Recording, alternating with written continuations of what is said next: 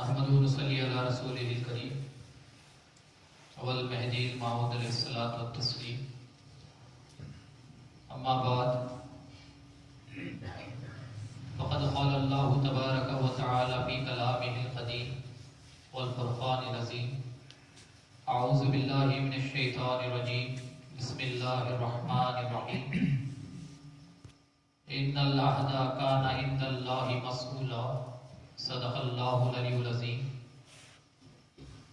حضرت والدی مرشدی قبلہ دامت فیوزہم، معزز حاضرین مجلس و عزت مآب خواتین، خدا تعالیٰ کا فرمان مبارک ہے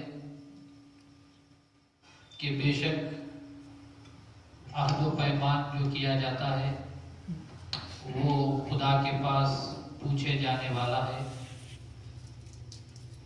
یعنی آپ کسی کے ساتھ جو وعدہ کرتے ہیں، جو عہد باندھتے ہیں، وہ چیزیں وہ ہیں کہ جن کے تعلق سے آخرت میں خدا تعالیٰ آپ سے ان کا حساب پوچھنے والا ہے۔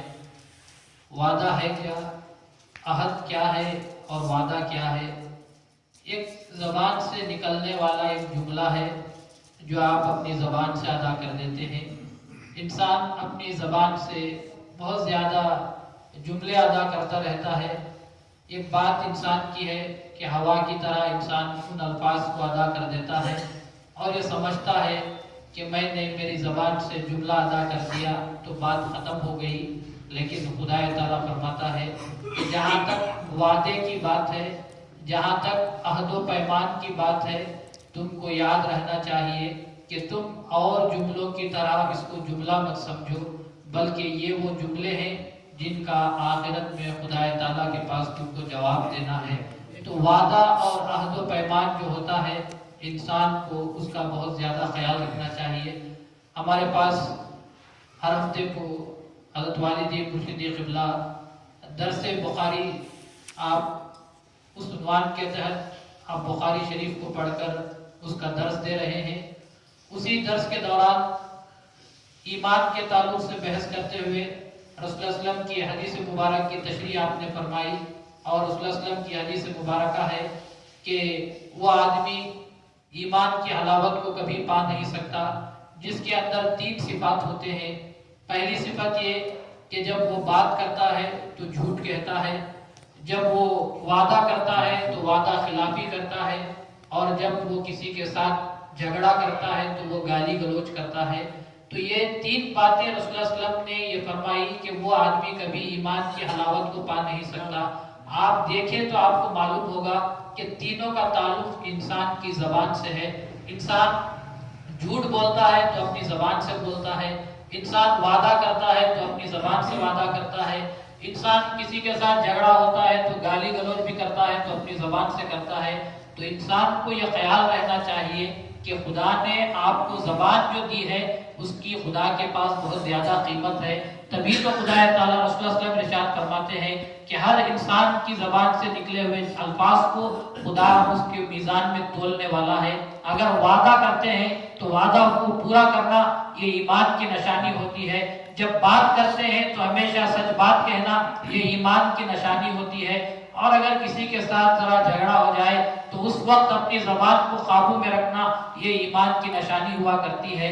تو اسی لیے وعدوں کا ہمیشہ انسان کو خاص خیال رکھنا چاہیے، اور زبان کی اگر آپ خدا کے پاس انسان کے زبان کی قیمت کیا ہے اگر آپ جاننا سمجھنا چاہتے ہیں تو ایک چھوٹی مثال کے ذریعے آپ کو سمجھاؤ تو بہتر طور پر آپ کو معلوم ہوگا کہ ہماری زبان جس کی قدر ہمارے پاس نہیں، خدا آپ کے پاس اور شریعت میں اس زبان کا کتنا بڑا مقام ہے کہ خدا تعالیٰ آپ جانتے ہیں کہ عورت کسی عورت ہے، اس عورت کو دیکھنا بھی شریعت میں حرام قرار دیا گیا، لیکن آپ مجلس میں بیٹھ کر صرف زبان سے اتنا کہتے ہیں کہ الحمدللہ میں نے قبول کیا، تو وہ عورت جو حرام تھی شریعت نے کہا کہ یہ الفاظ ادا کرنے کے بعد وہ حلال ہو جاتی ہے۔ تو آپ اپنی زبان کی قیمت جانو کہ خدا کے پاس آپ کے زبان کی اتنی بڑی قیمت ہے کہ زبان سے آپ نے 3 کلمات ادا کیے تو جو چیز حرام تھی خدا نے اس کو حلال قرار دیا ہے۔ تو خدا کے پاس آپ کی زبان کی اتنی بڑی قیمت ہے اور آپ سمجھتے نہیں کہ ہماری زبان کی ہمارے پاس کیا قیمت ہے۔ ہم سمجھتے ہیں کہ چلو ہم نے زبان سے کلمہ ادا کر دیا تو کیا ہونے والا ہے۔ تو اسی لیے خدا تعالیٰ فرماتا ہے کہ ان العہد کان عند اللہ مسئولا، کہ یاد رکھو تم جو کچھ وعدے کرتے ہو خدا کے پاس اس کی پوچھ ہونے والی ہے۔ اور سب سے خدا تعالیٰ نے دنیا میں ہم کو بھیجا تو یہی جاننے کے لیے بھیجا کہ کون وعدہ وفا ہے اور کون وعدہ بے وفائی کرنے والا ہے، کیونکہ خدا تعالیٰ نے دنیا میں بھیجنے سے پہلے ہم کو وعدہ لیا۔ خدا تعالیٰ نے تمام ارواح کو جمع کر پوچھا الست بربکم، کیا میں تمہارا پروردگار نہیں؟ تو جتنے مومنین تھے، جتنے لوگ تھے، سب نے کہا بلا، کیوں نہیں، تو ہمارا پروردگار ہے۔ اب ہم نے وہاں پر وعدہ کیا ہے تو خدا نے دنیا میں بھیجا جاننے کے لیے کہ کون وعدہ وفائی کرنے والا ہے اور کون وعدے کے خلاف کرنے والا ہے۔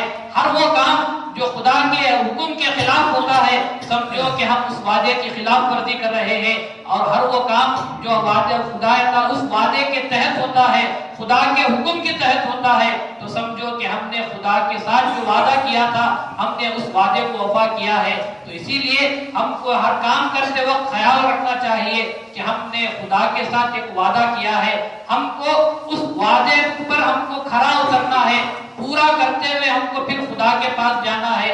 تو ہم کو پہلے جو ہم نے ازل میں وعدہ کیا تھا اس وعدے کا خیال رکھنا چاہیے۔ اب میں آپ کو ایک بات جو عام لوگوں کے ذہن میں بھی یہ سوال ہوتا ہے کہ ہم مجلس میں تو بیٹھتے ہیں، اچھی باتوں کو بھی سنتے ہیں، لیکن اچھی باتوں کو سننے کے بعد دل میں خیال بھی آتا ہے کہ مجھے اس بات پر عمل کرنا چاہیے۔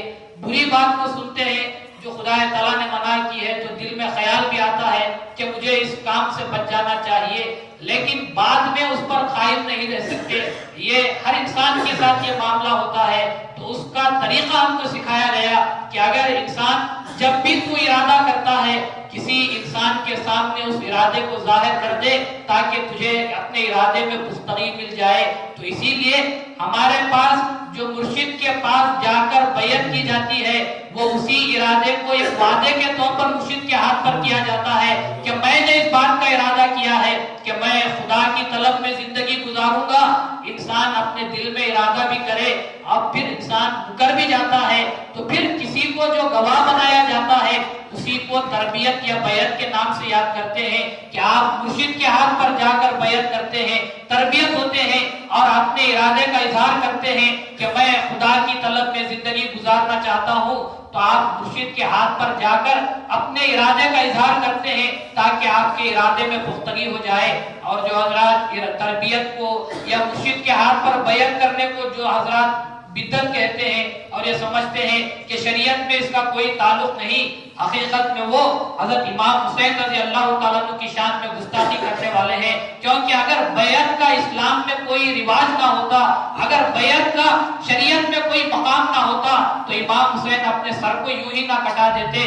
امام حسین نے اپنے سر کو کٹا کر بتا دیا، نہ صرف اپنے سر کو بلکہ اپنے خاندان کو قربان کر کر بتایا کہ دیکھو بیعت کا شریعت میں اتنا اونچا مقام ہے کہ اگر غلط آدمی کے ہاتھ پر بیعت کرنے سے اچھا ہے کہ انسان کو شہید ہو جانا چاہیے۔ تو امام حسین رضی اللہ تعالیٰ عنہ نے کربلا کے میدان میں یہ پیغام دیا ہے کہ بیعت کا اسلام میں کیا مقام ہے کہ اگر اسلام کو بیعت کے لیے اگر جان بھی قربان کرنا پڑے تو تم کو قربان کر دینا چاہیے۔ لیکن لوگ ہیں کہ یہ کہہ دیتے ہیں کہ بیعت کا کوئی مقام نہیں، بیعت یہ تمام کی بات کی چیزیں ہیں، یہ بدعت کی چیزیں ہیں۔ اگر بیعت کرنا بدعت ہوتا، اگر بیعت کا اسلام میں کوئی مقام نہ ہوتا تو امام حسین بھی کہتے کہ اسلام کی دین کی تو کوئی چیز ہے نہیں، چلو یزید کے ہاتھ پر بیعت کر لیتے ہیں۔ لیکن امام حسین بھی جانتے تھے کہ بیعت کرنے سے مراد یہ ہے کہ اپنے آپ کو اس کے ہاتھ پر فروخت کرنا ہے کہ آج سے میں تمہارے ہاتھ پر بیعت کر رہا ہوں۔ تو امام حسین نے کہا کہ ایسے دنیا دار کے ہاتھ میں اپنے آپ کو میں کیسے فروخت کر سکتا ہوں جبکہ میرا ہاتھ میرے نانا کے ہاتھ میں ہے۔ تو امام حسین رضی اللہ تعالیٰ عنہ لوگ فقط یہ سمجھتے ہیں کہ کربلا کے واقعے سے، امام حسین کی شہادت سے صرف اسلام کے تعلق سے بات ہوئی ہے۔ آپ کربلا کے واقعے کو دیکھو تو آپ کو معلوم ہوگا کربلا کے ہر موڑ پر ہمارے لیے زندگی گزارنے کے لیے ایک بہترین راستہ بتایا گیا ہے۔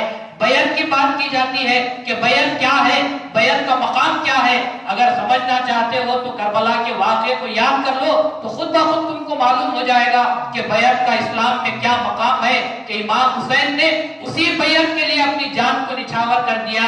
آپ سوچ کر دیکھو کہ امام حسین رسول اللہ صلی اللہ علیہ وسلم کے نواسے ہیں، اتنی قیمتی جان کو امام حسین نے جب قربان کر دیا تو آپ اندازہ لگاؤ کہ بیعت کا اسلام میں کیا قیمت ہے، اس کا کیا مقام ہو سکتا ہے۔ تو اسی لیے انسان کو مرشد کے ہاتھ پر بھی جو بیعت کی جاتی ہے وہ بھی جو ایک وعدہ ہے، آپ عہد پہ وہ پیمان کرتے ہیں کہ میں میرے مرشد کے ہاتھ پر جو بیعت کر رہا ہوں اس کا مقصد یہ ہے کہ میں اس طرح زندگی گزاروں گا۔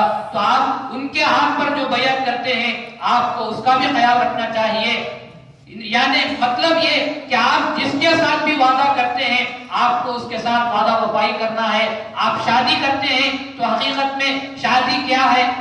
میاں بیوی کے درمیان جو ایک وعدہ ہوتا ہے، عہد و پیمان ہوتا ہے، اسی کو شادی کے نام سے یاد کیا جاتا ہے۔ جب آپ نے اپنی بیوی کو بلا وجہ تکلیف دینا شروع کیا تو سمجھو کہ اسی وقت آپ نے وعدہ خلافی کی ہے، قیامت میں اس کی پوچھ ہونے والی ہے۔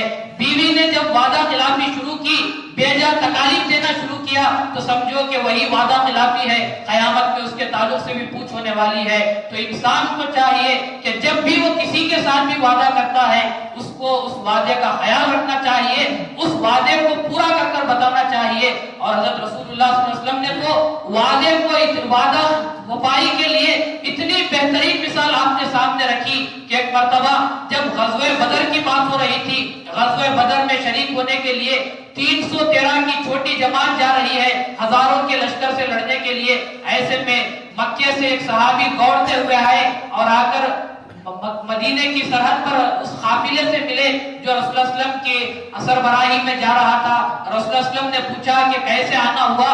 تو صحابی نے کہا کہ میں لشکر میں شریک ہونے کے لیے آیا ہوں۔ رسول اللہ صلی اللہ علیہ وسلم غیب کی باتوں کو جاننے والے تھے۔